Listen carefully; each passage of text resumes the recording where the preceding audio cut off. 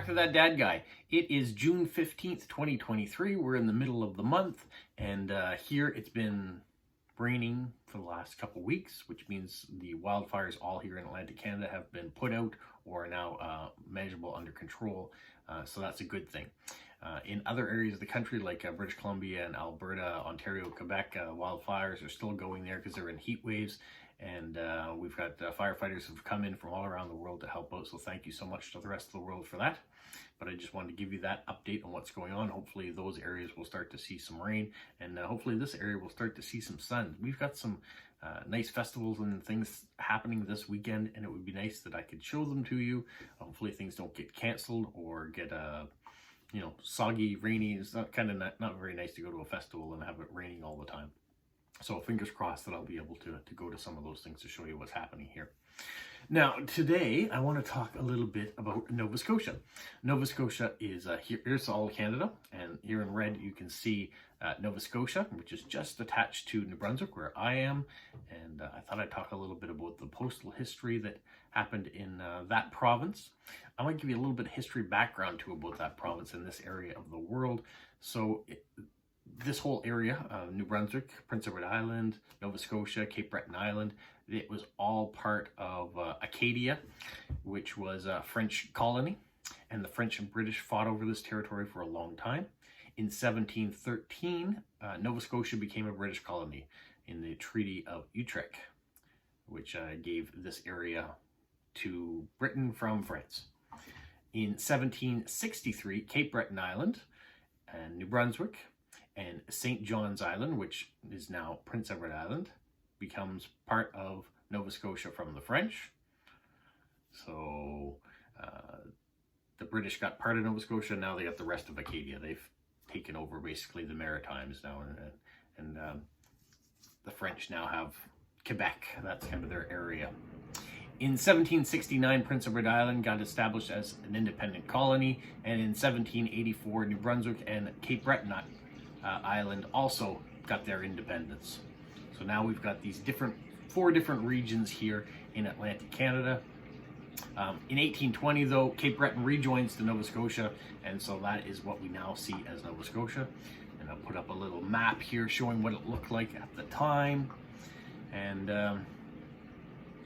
in 1849, Nova Scotia becomes the first colony of the British North America to be self-governing with the British Empire. So what that meant is they got to create their own stamps. One thing I do want to mention, let's throw this map up.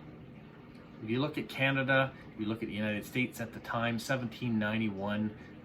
So this is what it looks like. We've got an upper and a lower Canada, which is kind of Ontario and Quebec.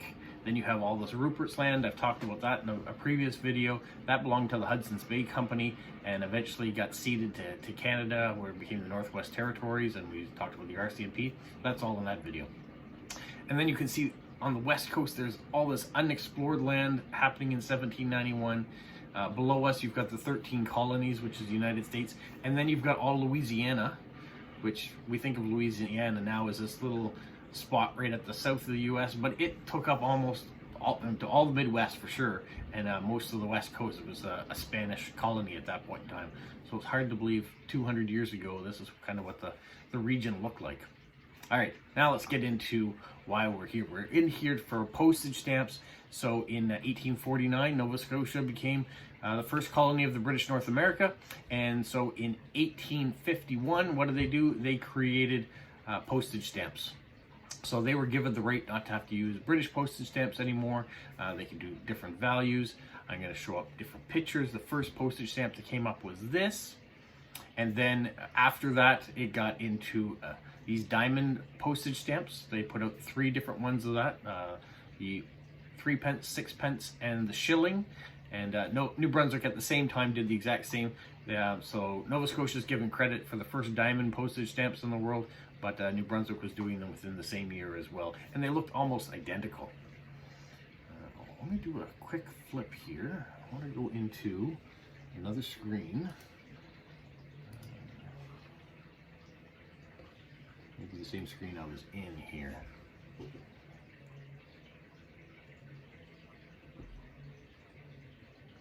apologize if you're getting some music in the background. The house is coming to life, and people are starting to get showered and do things like that too. But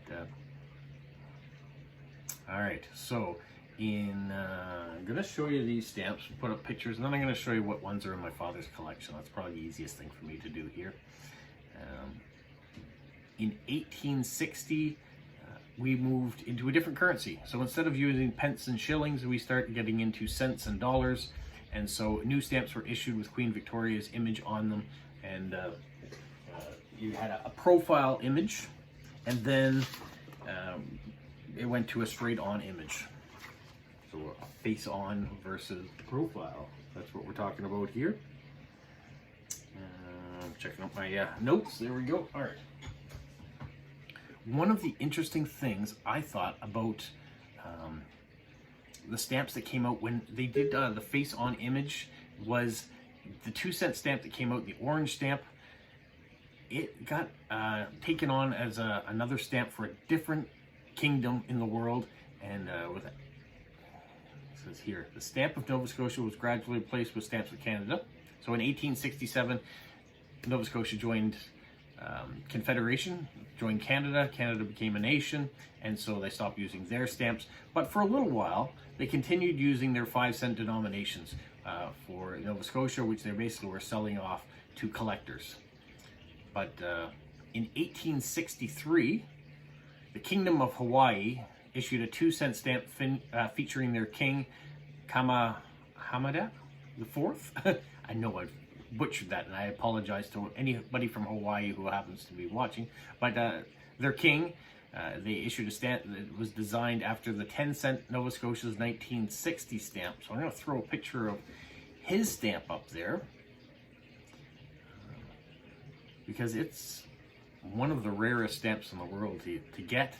And so if you do have that one in your collection, congratulations to you.